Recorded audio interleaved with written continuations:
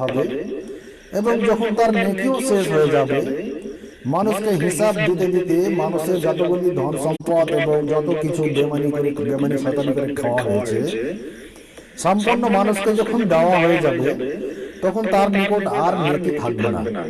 তারপর আরো কিছু মানুষ আসবে, এসে বলবে আমার আরো হক রয়েছে, আমি আমার অর্ধহাত জমিন এই বেমানি করে ভক্ষণ করেছে এবং আমি আর বাড়িতে একদিন কাজ করেছিলাম, আমাকে তার পয়সা, আমাকে পারিশ্রমিক পয়সা আমাকে দেয়নি, আজ আমি তার সেই পারিশ্রমিক পয়সা চাই। তখন তার আর নেকি থাকবে না, তার টাকা পয়সার বদলে তাকে নেকি দেওয়া হবে, তো তার নেকি আর থাকবে না, তার নেকিও শেষ হয়ে যাবে। তখন সে কি দিয়ে তার পয়সা পরিশোধ করবে?